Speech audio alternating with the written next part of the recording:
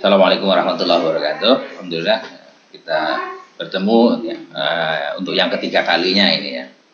Untuk yang ketiga kalinya mudah-mudahan tidak kurang patah apapun dan mudah-mudahan sehat semua. Sehat semua. Ya, dalam pertemuan kali ini saya akan mencoba untuk ke file selanjutnya itu penerapan tentang amar ma'ruf dan nahi mungkar. Nah, ini nanti filenya bisa Anda baca di web akademik yang sudah saya upload. Nah, berkaitan dengan kalau kemarin adalah kewajiban melakukan amar ma'ruf nahi mungkar, ini sekarang adalah bagaimana melakukan amar ma'ruf dan nahi mungkar ya, yang disyaratkan bagi setiap orang yang mampu. Maksudnya dari melakukan amar ma'ruf nahi mungkar ini harus atau wajib bagi setiap orang yang mampu. Lah kemudian kita mampu atau tidak, ini nanti yang diantara yang perlu kita bahas. Dan kemudian selanjutnya bagaimana apabila amar ma'ruf yang kita lakukan ini ternyata tidak membuahkan hasil, alias kemungkaran itu tetap merajalela dan tetap senantiasa ada. Ini kira-kira bagaimana? Ini kira yang akan kita bahas nanti diantaranya. Oleh sebab itu sebenarnya nanti ya, kalau kita melihat kepada ya pelaksanaan amar ma'ruf nahi mungkar ini sebenarnya siapapun dan kapanpun dan dimanapun ini sebenarnya bisa dikatakan mampu jika dilihat dari kesesuaian dan latar belakang masing-masing. Ya kan? Tapi juga amar ma'ruf ini juga ya, nanti bisa kalau dilihat dari secara perorangan terus kemudian kapasitasnya kayak apa, ini juga nanti bisa dikatakan kadang kita tidak mampu, ini juga bisa nanti ya. Ya. Oleh sebab itu ya nanti berkaitan dengan siapa yang melakukan yang mampu melakukan amar ma'ruf nahi mungkar, ini ya kita sesuaikan dengan kondisi dan kesiapan masing-masing. Dengan kata lain sebenarnya kita melakukan kita mampu melakukan amar ma'ruf nahi mungkar sesuai dengan kemampuan dan kesiapan kita ya. Ini, walaupun nanti kemudian ya, nanti kita hanya melakukan dengan upaya amar ma'ruf nahi mungkar yang paling lemah ya, dengan full iman ini ya nanti sehingga nanti paling tidak nanti untuk melihat adanya melaksanakan apa yang amar ma'ruf nahi mungkar disyaratkan bagi orang yang mampu ini tujuannya adalah supaya nanti tidak terjadi dan tidak mengantar pelaku amar ma'ruf nahi mungkar ini kepada kerusakan ya. Kerusakan yang mana bisa jadi kerusakan itu jika amar ma'ruf nahi mungkar itu dilakukan secara semestinya, ini bisa jadi kerusakan yang ditimbulkan oleh amar ma'ruf yang dilakukan oleh seorang ini jauh lebih berbahaya ya. Contoh gini ya. Kita melihat membahas tentang misal amar ma'ruf nahi mungkar secara kecil lah misalnya. Ketika kita melihat kemungkaran dari yang dilakukan oleh saudara kita atau teman kita misal, ya. Kemudian kita ingin merubah, misal teman kita tidak misalnya ya, tidak melakukan peraturan secara semestinya, kemudian kita mengingatkan dan mencegahnya karena kita menilai bahwa itu sebuah kemungkaran. Tetapi kita tidak mengindahkan adanya syarat persyaratan yang harus kita lakukan sehingga kita karena melihat kemungkaran ya, dengan jiwa muda kita kemudian bahwa itu mungkar sehingga kita tidak melihat lokasinya di mana ya, posisinya kayak apa dan sebagainya, langsung kita mengingatkan, maka bisa jadi malah dia tidak menerima, tapi dia malah semakin marah. Nah, ini diantaranya kenapa dalam melakukan amar ma'ruf nahi mungkar mampu atau tidak juga nanti ada syarat teknis, ada persyaratannya yang tentunya nanti persyaratan itu sudah dijelaskan dalam materi-materi dakwah dan sebagainya, dakwah sebagainya nanti ya.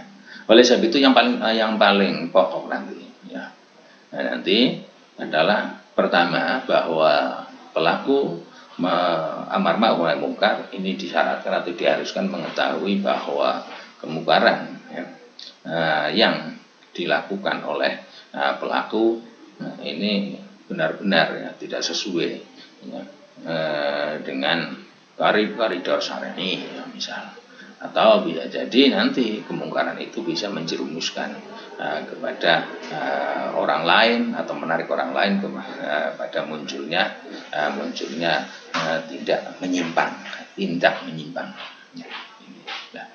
Nah, berkaitan dengan pencegahan amar ma'ruf nahi mungkar ini, nanti paling tidak si berikutnya pelaku amar ma'ruf nahi mungkar ini harus benar-benar menerapkan tekad bahwa dia melakukan itu karena ketulusan hati dan kemudian ingin menyelamatkan teman dan sebagainya. Nah, hal ini paling tidak pertama berdasarkan pada hadis yang disampaikan oleh Nabi SAW dari riwayat Tabrani. Abdullah bin Jarir ini menjelaskan dari bapaknya berkata bahwa Rasul SAW berkata, "Ma min qaumin yakunu fihim rajulun ya'malul bil ma'asi yaqdiruna ayyughayyiru alaihi wa lam yughayyiru illa ngammarumullah bin adzabin qabla ayamutu." Berarti tidaklah ada suatu kaum yang di dalamnya ada seorang yang melakukan kedurhakaan. Kemudian kaum itu sebenarnya mampu untuk merubahnya, tetapi mereka tidak mampu merubahnya. Hilang amalu, kecuali Allah akan meratakan azab pada mereka semua sebelum mereka mati. Ini yang kemarin saya ceritakan juga tentang bagaimana ayat Al-Anfal yang menyatakan wattaqu fitnata la tusibanna alladziina dzalamu minkum. Nah, oleh sebab itu tujuan kita dalam melakukan amar ma'ruf nahi mungkar ini paling tidak dengan ketulusan hati lillah dan juga upaya untuk menyelamatkan semua masyarakat. Nah, kalau kayak gitu maka kita tentunya ketika tujuannya ikhlas, tulus, tujuannya untuk menyelamatkan seluruh lapisan yang ada, maka kita akan lakukan dengan sebaik dan serapi mungkin. Sehingga nanti kita harus diikutkan berkaitan dengan adanya kemungkaran yang ada, dan ini karena kepentingan luas ini, maka tidak bisa lepas dari bagaimana posisi kita di dalam lingkungan tersebut. Dengan kata lain, jikalau kita misal dalam suatu desa kita adalah perangkat, kita melakukan amar ma'ruf mungkar dengan kekuasaan kita. Jika kita sebagai orang terkemuka, orang terpandang, orang yang dituakan di dalam masalah itu, kita melakukan amar ma'ruf mungkar dengan menggunakan posisi kita sebagai orang yang atau kesepuan lah istilahnya kita, orang yang dituakan di masyarakat tersebut. Kemudian apabila kita sebagai masyarakat biasa, paling tidak kita menjauhi, dan paling lemah adalah kita harus meyakini bahwa kemungkaran yang terjadi, kemungkaran yang ada itu memang hal yang mungkar dan hal yang tidak boleh kita lakukan, sehingga kita harus menjauhinya. Nah, akan tapi apabila nanti proses ingkar terhadap kemaksiatan ini kemudian membuat jiwa kita ini akan terbuai dengan disertai adanya motorot yang menghadang kita, maka amar ma'ruf nahi mungkar kita ini belum diwajibkan, karena ini kondisi secara umum. Contoh insyaallah gini.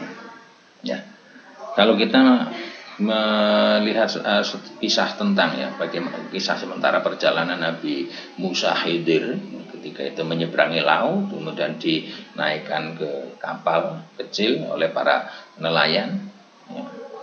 Kemudian ini kalau Musa melihat Khidir yang Musa dinaikkan perahu dengan gratis tanpa biaya di tengah laut, Khidir melubangi kapalnya. Dan Musa ketika itu segera untuk mencegah. Kenapa? Karena tentu ketika itu bocor, air masuk ke kapal, semuanya akan tenggelam. Ini secara Musa sudah melakukan amar ma'ruf nahi mungkar. Tapi kondisi yang sebenarnya ini atau kondisi yang dihadapi ini belum sesuai dengan apa yang dibayangkan dari gambaran oleh Musa. Karena Khidir melakukan itu juga itu punya gambaran lain. Apa? Yaitu jika kapal itu tidak dirusak, tidak dilobangi, maka akan terjadi perampasan oleh penguasa yang ada di jalur arah mereka menuju. Nah, dengan kata lain, Musa melakukan amar ma'ruf nahi munkar sesuai dengan persyaratan dan penangkapan apa yang dilakukan. Khidir juga melakukan amar ma'ruf nahi munkar dengan melakukan merusak kapal, sehingga kapal ketika di depan bertemu dengan para bajak laut, akhirnya kapal naik oleh Khidir dan Musa, pemiliknya yang ternyata bocor, ini tidak dirampas. Ini diantara yang kemudian kita memerlukan dan membutuhkan adanya pengetahuan untuk itu semua. Oleh sebab itu, kemudian berkaitan dengan hadis tadi, memang walatulku, kemudian memang kita juga harus perlu mempertimbangkan tentang peringatan Tuhan, yang mana Tuhan kalau dalam soal Al-Baqarah pernah mengingatkan kepada kita, walatulku biaidikum ila tahlukat, janganlah kamu sekalian mempertemukan atau menjatuhkan dirimu dalam kerusakan.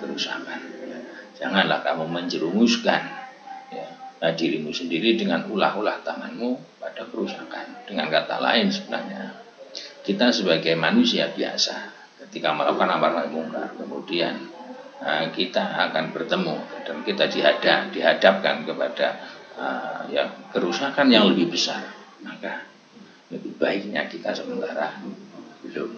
Tapi jika hasilnya akan lebih besar, maka kita maju di antara. Ini yang perlu dipertimbangkan. Dan ini masalah timbang menimbang, hal yang kayak gitu ini perlu kita senantiasa kita perhitungkan dan senantiasa kita pikirkan, karena tidak mungkin kita dalam hidup sehari-hari ini kita melakukan sesuatu asal melakukan, ini tidak bisa. Itu diantara yang diharapkan. Nah, di samping itu juga nanti ada sabda Nabi yang menyatakan, yang mana maksudnya bahwa seorang mukmin itu tidak selayaknya menghinakan dirinya, yakni dengan menghadapkan dirinya terhadap sesuatu yang tidak mampu untuk dia lakukan. Sabda Nabi tersebut di antara la yanbaghi lil mu'min ayyuzilla nafsah. Tidaklah layak atau tidak pantas bagi seorang mukmin untuk menghinakan dirinya, yaitu melakukan hal yang memang dirinya tidak mampu. Ini dalam proses kehidupan nyata. Tetapi nanti kalau ini hadis ini bukan bukan berarti kita tidak mampu atau tidak layak melakukan, tapi kita dalam hal melakukan ini perlu dipertimbangkan dan mempertimbangkan sebaik mungkin. Alias apa? Kalau misal kita melakukan dalam kehidupan nyata, melakukan A, kita memang tidak bisa, jangan memaksakan diri, malah nanti akan merugikan kita dan merugikan yang lain. Berbeda ketika kita masuk ke kancah belajar. Kalau kita mau belajar, jangan takut tidak bisa. Kan belajar berbeda dengan praktek. Nah, kalau misalnya belajar, kon latihan, meskipun nanti kemudian kita ketahuan tidak bisa. Justru kalau ketika belajar kita berani mencoba dan kemudian kita tidak bisa, justru di situ kita akan mendapatkan masukan dan akan diarahkan untuk bisa. Berbeda dengan dalam kehidupan biasa. Ini yang perlu kita pertimbangkan. Nah, terus kemudian ketika Nabi bersabda itu, maka sahabat bertanya, wa kaifa yudhilu nafsah? Bagaimana seorang mukmin ini menghinakan dirinya? Nabi menjawab, qala yata'arradu minal balaya lima la yutiku. Yang dimaksud dengan menghinakan dirinya adalah menghadapkan dirinya terhadap musibah yang kira-kira dia tidak mampu untuk memikulnya. Ini termasuk hal-hal yang bernilai menghinakan diri. Nah, kalau kayak gitu bagaimana kalau kita melihat kondisi sekarang? Sing tinggal sekarang, kira-kira kita mampu tidak menanggung, misalnya menanggung adanya dampak COVID. Kalau kita 50-50 lebih baik jangan. Kalau memang berani silahkan.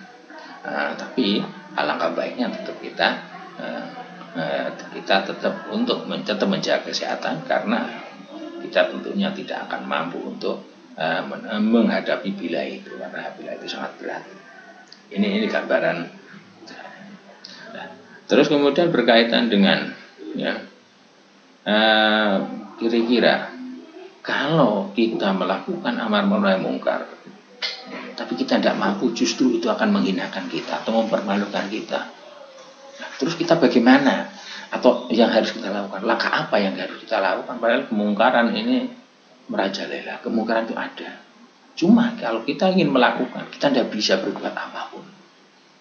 Kalau kayak gitu maka kita coba kita melihat hadis lain dari Nabi yang nanti menjelaskan bahwa apabila kita melihat hal yang tidak mampu untuk merubahnya, maka kita hanya bisa bersabar menanti pertolongan dari Tuhan, menanti bantuan Tuhan, dan menanti Tuhan sendiri itulah yang nanti akan merubah dan menghilangkan kemungkaran itu.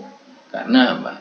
Karena kita tidak bisa berbuat apa-apa, maka kita serahkan semua kepada Tuhan dengan senantiasa kita menjaga hal-hal yang hal-hal yang tentunya kalau bisa tidak menambah parah daripada kemungkaran itu.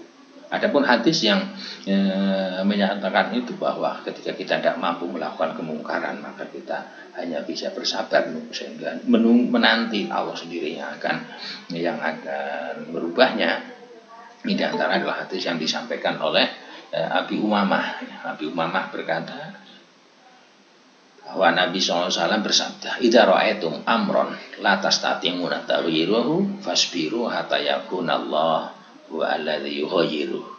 Jadi apabila kamu sekalian melihat suatu urusan atau suatu hal yang tentunya kamu tidak mampu untuk merubahnya, maka bersabarlah kamu sehingga Allah sendiri yang akan merubahnya. Nah, melihat pernyataan hadis tersebut, maka belumlah menjadi kewajiban baik kita untuk melakukan amar ma'ruf munkar jika kita tidak memiliki kemampuan untuk merubah kemungkaran tersebut. Dengan kata lain seandainya terpaksa kok ada prostitusi yang ada di sekitar kita, terus kemudian kita sebagai seorang pribadi tahu bahwa itu mungkar dan itu merusak, tapi ketika kita melakukan pencegahan itu, justru malah kita akan dikeroyok oleh mereka misalnya, maka belum menjadi kewajiban kita untuk bertindak secara langsung. Nah, terus bagaimana? Ya kita bersabar menanti Tuhan yang merubah dengan senantiasa berdoa dan dengan senantiasa hati kita meyakini bahwa prostitusi yang terjadi di sekitar kita ini memang kedurhakaan dan tindak penyimpangan dari ajaran yang perlu kita jauhi. Nah, terus kemudian paling tidak itu. Nah, untuk menjawab nanti ada apakah dalam diri kita terhadap pikiran kuat bahwa akan muncul kekhawatiran misal atau tidak. Bolehkah kita berpikir kayak gitu? Maksudnya ketika kita melakukan kemungkaran, kita belum bisa melakukan perubahan atau belum bisa melakukan perubahan kepada yang baik. Misal, bolehkah kita dalam hati kita menaruh kekhawatiran bahwa ini pasti akan muncul kerusakan yang besar? Jawabannya banyak ulama berkaitan dengan pernyataan itu nanti yang kemudian diikuti oleh di antara Syekh Abdul Qadir Jailani ini menilai boleh beringkar, bahkan ingkar itu dinilai sebagai sikap yang lebih utama. Alias apa? Jadi seandainya kita mengingkar atau hati kita meyakini bahwa itu adalah kemungkaran yang harus kita jauhi dan tidak boleh kita dekati. Tetapi kita ketika meyakini itu, hati kita ada kekhawatiran nanti munculnya hal-hal yang tidak kita inginkan. Maka kembali menurut pendapat Syekh Abdul Qadir Jailani dan juga diikuti oleh ulama yang lain, kita tetap hati kita tetap harus mengingkari, harus tidak suka terhadap kemungkaran itu. Dengan kata ini hati kita harus senantiasa meyakini bahwa itu adalah kemungkaran yang tidak boleh dilakukan. Ini ya. Bahkan keyakinan yang meyakini dalam hati kita atau keyakinan yang mengikrarkan bahwa itu adalah kemungkaran, ini merupakan hal yang lebih utama untuk dilakukan jika kita belum bisa melakukan tindakan secara nyata. Akan tapi kemudian kita juga ditekankan atau diutamakan dalam hal melihat kemungkaran belum bisa merubahnya, dan kita harus yakin bahwa itu mungkar. Ini harus dilakukan oleh orang-orang yang memiliki keteguhan dan kesabaran yang kokoh juga nanti. Ya, oleh paling tidak, karena yang paling terakhir adalah kita yang tidak ketika melakukan perubahan tidak bisa merubah, dan tidak merubah juga tidak bisa merubah, tetap ada kemungkaran. Bukan berarti kita harus ikut-ikutan, tidak. Tetap kita harus berusaha sesuai kemampuan kita dan menjaga diri kita agar kita tidak terjerumus ke kemungkaran itu. Ya. Oleh sebab itu Nabi pernah bersabda kepada Abu Hurairah, mur bil ma'ruf wa nahy 'anil munkar wasbir 'ala ma asabak. Abu Hurairah, perintahkan yang ma'ruf dan cegahlah dari yang mungkar dan bersabarlah terhadap apa yang menimpamu. Ini kadang kita sulitnya dalam menghadapi wasbir 'ala ma asabak. Wa nahy 'anil munkar ya sulit, tapi tidak sulit wasbir 'ala asabak dan yang lainnya. Nah, misal terus yang lebih berat lagi dan lebih membutuhkan kesabaran ini jika kemungkaran atau kedzaliman ini datang dari sisi penguasa, sisi orang yang memiliki nama, jabatan dan sebagainya. Ini yang akan lebih beratnya.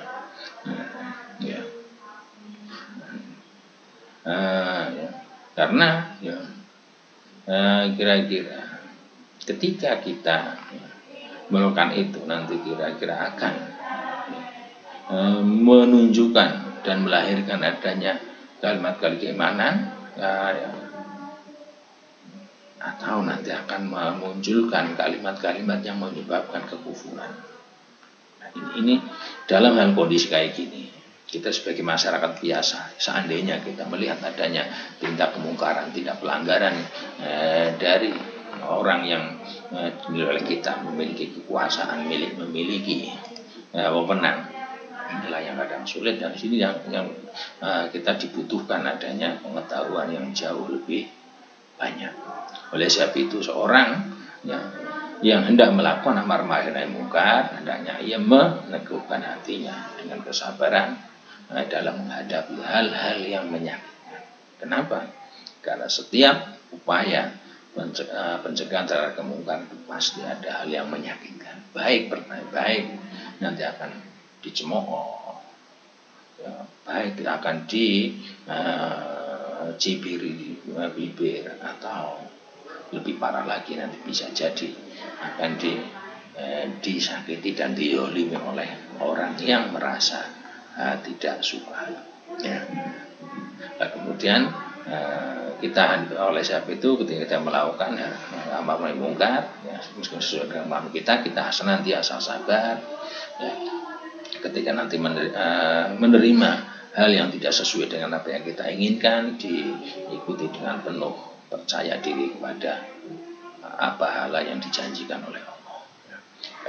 Karena pahala oleh Allah, jika kita memang melakukan amar ma'ruf mungkar benar-benar karena lillah, Tuhan tidak akan mengingkari janjinya. Ya.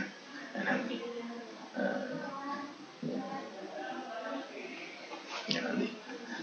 kemudian satu, ya. Kemudian ketika kita menghadapinya dengan kesabaran dan kita menghadapinya dengan penuh percaya diri akan pahala Tuhan, tentunya kita akan waspada sehingga kita tidak anarkis dan tidak melakukan hal-hal yang membuat kemadharatan baru serta lebih merugikan. Ya. Yang mana ketika kita tidak sabar, tidak membesarkan hati dan tidak percaya pahala Tuhan, pasti kita akan bersifat arogan, anarkis, dan inilah kemadharatan baru yang sebenarnya tidak boleh untuk kita lakukan. Ya. Baik dalam koridor kita sedang berproses melakukan amar ma'ruf mungkar maupun kita sebagai orang yang netral, tidak boleh. Ya, karena nanti pada gilirannya hal itu akan menjadikan tantangan dan ujian bagi pelaku dan pelaku penegak amar ma'ruf dan dimanapun dan kapanpun itu mesti ada. Apakah hanya penegak amar ma'ruf mungkar? Tidak. Sekarang gini, orang yang melakukan kedurhakaan pun juga menghadapi berbagai rintangan dan berbagai hal yang menyakitkan.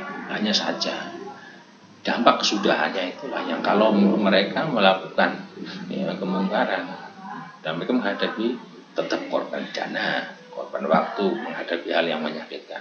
Cuma kesudahannya tidak ada harapan baik. Tapi kalau kita melakukan amar ma'ruf mungkar, kita juga memerlukan dana, menghadapi hal yang tidak sesuai dengan keinginan kita. Kadang kita menemukan hal yang menyakitkan. Tapi jika kita yakin dan percaya akan pahala Tuhan, insya Allah masih ada harapan di kemudian hari, yaitu mendapatkan pahala dari Tuhan. Ya,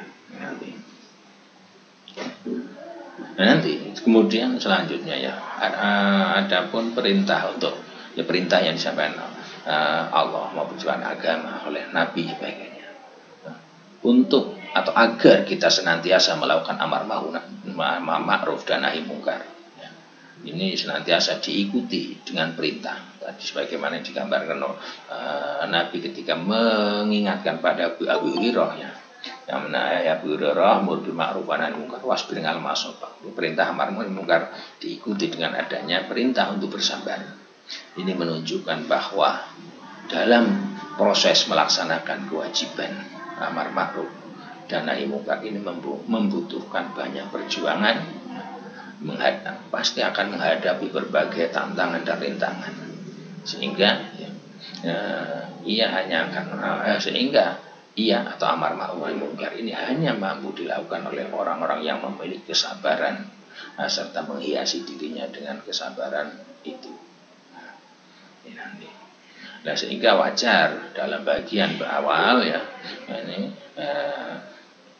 bagian awal Al-Quran yang diturunkan kepada Nabi kita ini, selain tugas menyampaikan risalah, itu ada perintah agar Nabi serta umat Islam ini senantiasa bersabar dalam menyampaikan peringatan, dalam menyampaikan ajaran kepada umat-umat mereka. Seperti nanti diantaranya ada dalam misal surat Al-Mudaththir nanti diantaranya nanti. Terus berkaitan dengan klasifikasi kemungkaran. Nah, kemungkaran seperti apa yang harus dirubah paling tidak nanti berkaitan dengan klasifikasi kemungkaran. Kemungkaran ini nanti bisa kita kelompokkan menjadi 3. Yang pertama adalah mereka yang klasifikasi ingkar alias kita membenci, kita tidak suka dengan kemungkaran atau tidak pelanggaran dan tidak kedurhakaan. Maka klasifikasi ingkar Ini paling tidak ada 3. Yang pertama, ingkar yang harus dilakukan oleh orang-orang diantaranya yang memiliki tangan kekuasaan. Ini. Yang kedua adalah ingkar dan keingkaran yang harus dilakukan oleh orang-orang yang mereka mampu menggunakan lisannya, baik penceramah, nanti jurnalis, cetak maupun online maupun reportage sebagainya, ya ini, dan tidak menggunakan kekuasaan atau tangan. Ya. Ini paling tidak dilakukan oleh para cendekiawan, alim, ya. Alimnya sesuai dengan bidang masing-masing, ya, wartawannya dengan jurnalisnya sebagainya. Ini tugas Anda semua nanti panggilan. Sehingga sebenarnya baik lapangan kita untuk melakukan ini semua ini sangat terbuka dan sangat banyak lewat apapun, termasuk nanti jika Anda kemudian hari bisa menjadi penyuluh agama, ya bisa Anda melakukan amar ma'ruf melalui penyuluh. Jika menjadi wartawan, ya wartawan baik cetak maupun online sebagainya. Ini. Yang ketiga adalah melakukan keingkaran yang hanya di dalam hati. Keingkaran di dalam hati ini adalah hanya dilakukan oleh orang-orang umum. Ya, seperti kita sebagai orang yang hanya sebagai satu anggota masyarakat. Ya. Nah, klasifikasi tersebut bahwa nanti kemungkaran yang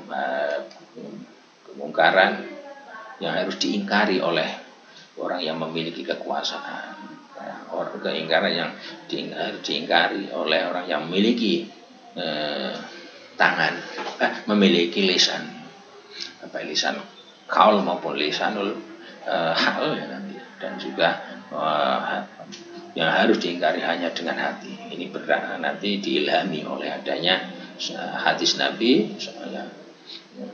Ketika itu sama itu Rasulullah SAW yaqulu, saya mendengar Rasulullah SAW bersabda, man ra'a minkum munkaran falyughayyir biyadihi fa illam yastati fa bi lisani fa illam yastati fa bi qalbihi wa dzalika adhaful iman. Barang siapa yang melihat kemungkaran, maka hendaknya dia merubah dengan tangannya, kekuasaan paling pokok. Wa illam yastati, jika dia tidak mampu karena dia bukan penguasa, maka fa bi lisani, maka merubah dengan tangannya. Fa illam yastati, jika tidak mampu, ya berubahlah dengan qalbi, dengan hatinya. Dengan hatinya ingkar, hatinya yakin bahwa itu adalah tindak pelanggaran yang tidak boleh kita ikuti, ya, dan berharap pada Tuhan agar Tuhan segera memberikan perubahan menuju jalan yang terbaik dan sebagainya. Dan tetapi kita hanya yakin bahwa itu kemungkaran, kita hanya berharap Tuhan segera mendatangkan kebajikan dan menghilangkan kemungkaran. Ini adalah masuk nilai keimanan yang paling lemah. Nah, terus kemudian apabila proses amar ma'ruf nahi munkar ini sudah dilakukan, tetapi kemungkaran tetap tidak kunjung hilang, ini bagaimana? Nah, apabila seorang dalam melakukan amar ma'ruf nahi munkar, dia memiliki asumsi dan perkiraan yang kuat, ya, nanti bahwa kemungkaran itu tidak akan hilang, bahkan dia akan tetap bertahan sehingga dirinya menjadi kewalahan. Ya, jadi seandainya kita nanti dalam upaya amar ma'ruf nahi munkar ini kita mencoba untuk melakukan amar ma'ruf, merubah hal-hal yang tidak baik menjadi baik, niatnya ya merubah tindak pelanggaran agar lurus, melakukan tindak penyimpangan agar tidak menyimpang, kedurhakaan hati tidak kedurhakaan. Tetapi kita meyakini dengan perhitungan yang matang bahwa ini tidak akan hilang, bahkan justru tidak. Kalau saya rubah, ini akan semakin parah. Misal, bagaimana? Apakah proses amar ma'ruf nahi munkar harus tetap dilakukan atau tidak? Jika kayak gitu, baik. Dalam menanggapi permasalahan kayak tadi, ini ada salah satu riwayat yang disampaikan oleh Imam Ahmad dan menyatakan bahwa ingkar Ya, dalam kondisi yang kayak tadi, ingkar tetap harus dilakukan. Karena apa? Karena ada kemungkinan kemungkaran itu akan terkikis dan terhenti. Nah, alasannya apa? Sekarang gini, kalau ada tindak yang menyimpang, meskipun bisa dikatakan tidak akan hilang. Contoh, kayak apapun, kalau kita melihat proses dari dulu sampai sekarang, upaya pencurian ini tetap ada. Tetapi kalau kemudian para pelaku pencegah kemungkaran, para aparat penegak hukum, kemudian ini tidak mungkin hilang, terus dibiarkan, maka bisa jadi pencurian ini akan merebak dan akan menjadi malapetaka besar. Tetapi meskipun pencurian itu tidak akan hilang, tapi para penegak hukum dengan tangannya sebagai penegak hukum, dia melakukan pencegahan terhadap pencurian. Para penceramah jurnalis menjelaskan tentang bahaya mencuri dan tidak bolehnya mencuri. Kita sebagai masyarakat biasa berdoa agar pencurian ini bisa terkikis. Maka paling tidak kemungkaran ini, meskipun itu tidak mungkin akan hilang total dari muka bumi, itu paling tidak ada pengikisan dan ada penipisan. Satu, paling tidak orang yang belum pernah mencuri tidak ada keinginan untuk mencuri, karena nanti akan paling tidak berpikir akan kena dampak negatif, baik terjaring oleh penegak hukum atau takut akan dosa, paling tidak. Namun begitu, kembali lagi, namun begitu,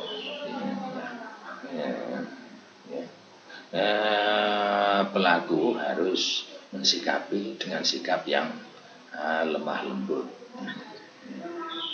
dan hati yang lapang, hati yang bijak dan sebagainya, serta diikuti dengan adanya bagaimana memberikan petunjuk, memberikan arahan melalui berkah sedekah ini. Kalau tidak, kenapa? Karena ini nanti kenapa? Coba nanti Anda boleh mencoba untuk menganalisa. Nah, ini agar supaya menjadi nanti proyek penelitian Anda ya, kira-kira apakah merosotnya keberkahan hidup sekarang ini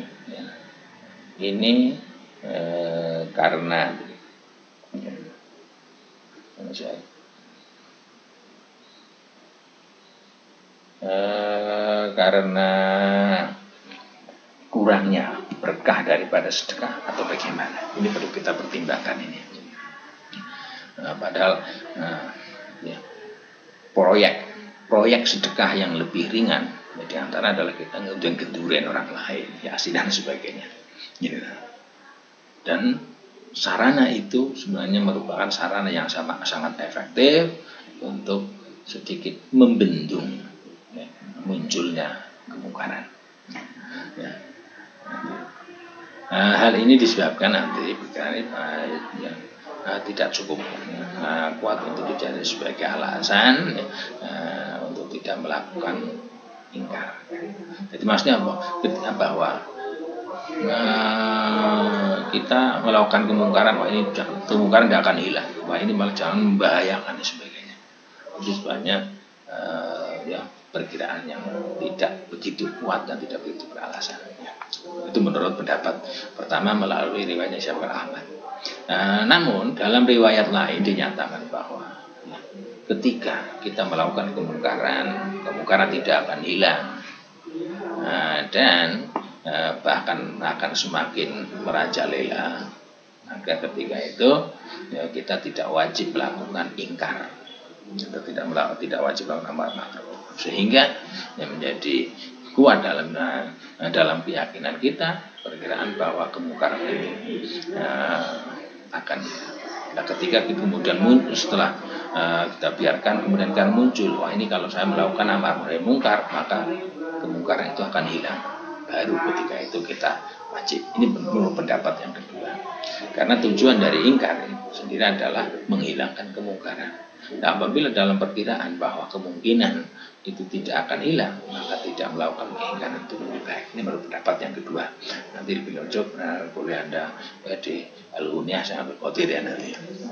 Tapi kalau kita menggabungkan antara pertama yang kedua, ini pokoknya kayak apapun, dan meskipun kemungkaran itu tidak akan hilang, kita tetap harus melakukan amar ma'ruf nahi munkar, dan kita harus mengingkari kemungkaran itu tidak kemungkaran. Kalau tidak, untuk membentengi diri, membentengi keluarga kita, dan membentengi keyakinan kita. Ini menurut saya. Nah, sekarang hubungan antara amar ma'ruf dan nahi munkar dengan perintah bersabar terhadap apa yang menimpa pelaku amar ma'ruf. Nah, ini mengisyaratkan bahwa kemungkinan besar akan menimpa orang-orang yang melakukan praktek amar ma'ruf nahi munkar. Ini baik hal yang menyakitkan, fitnah maupun berbagai musibah lain.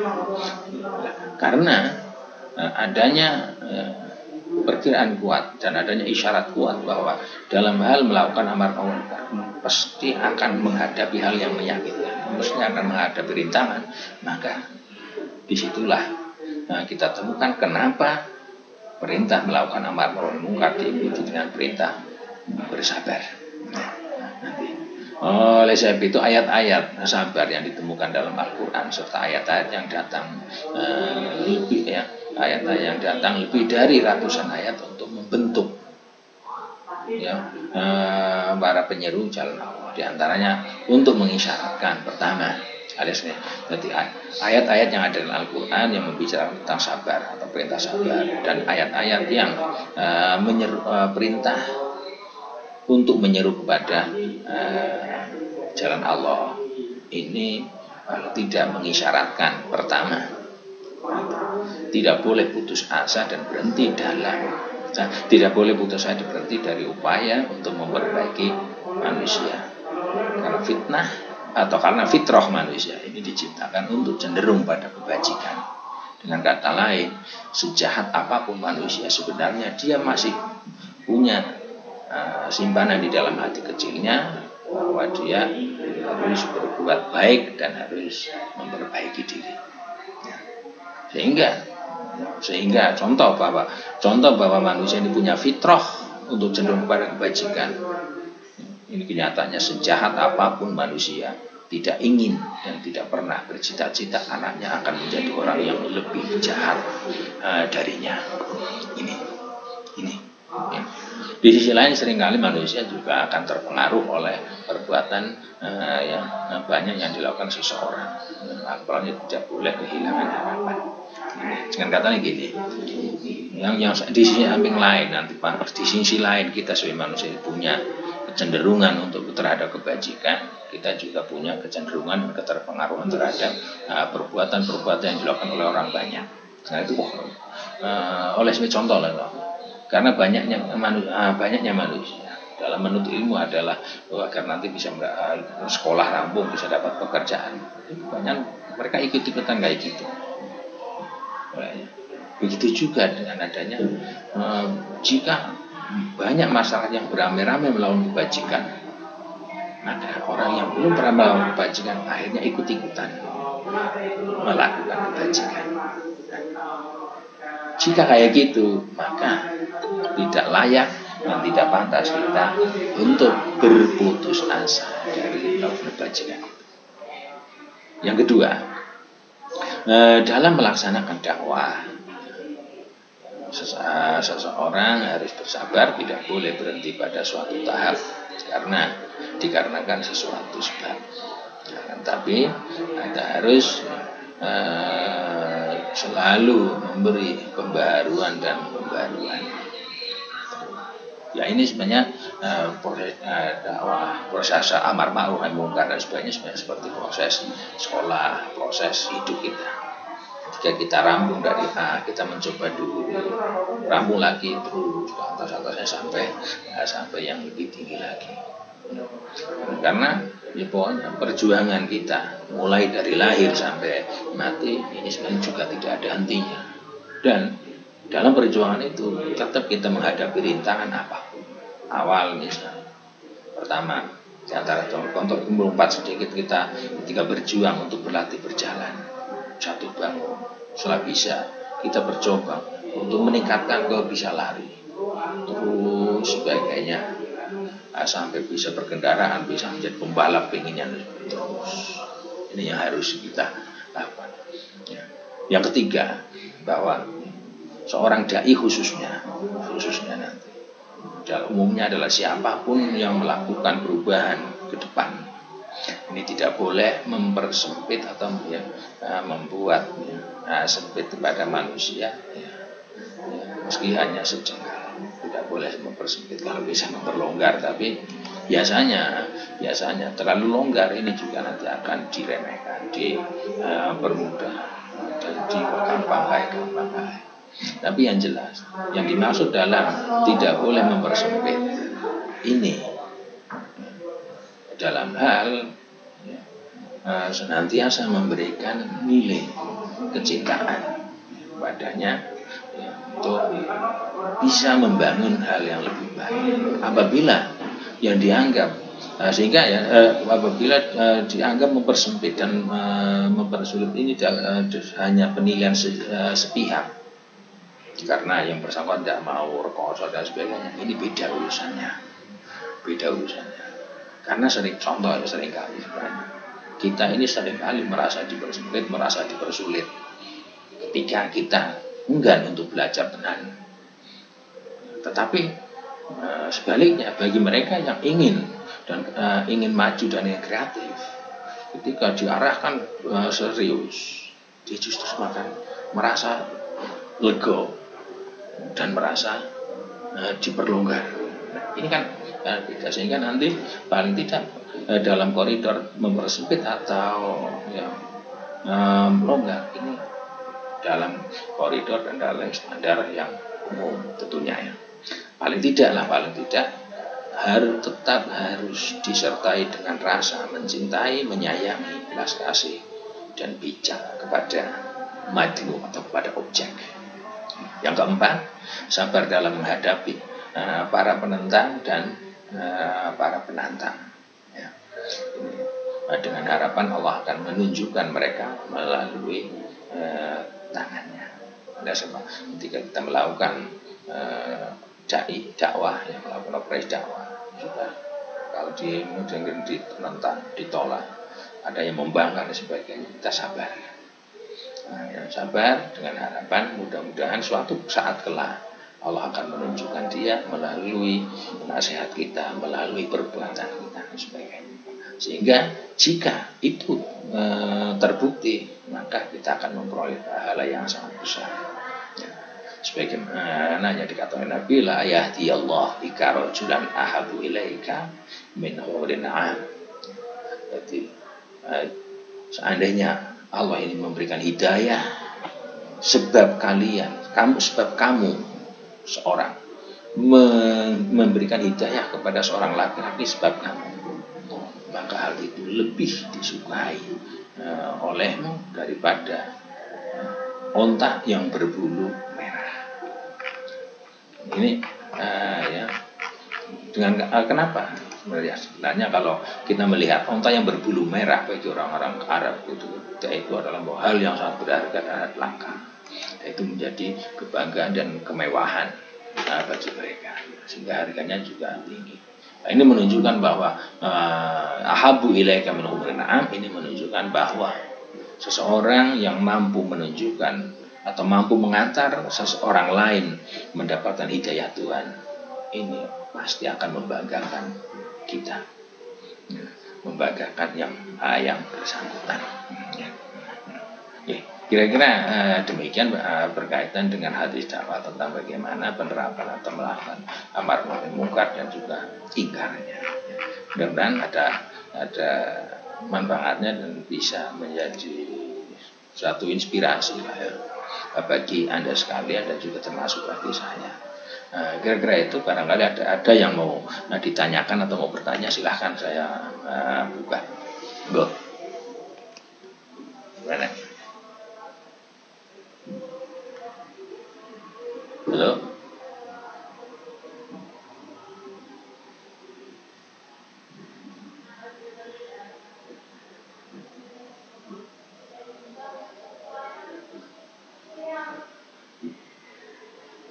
Ada yang mau tanya? Halo?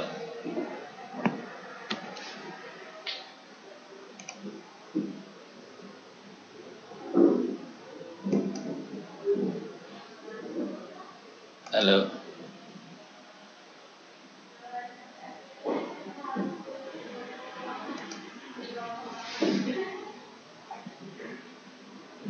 Halo?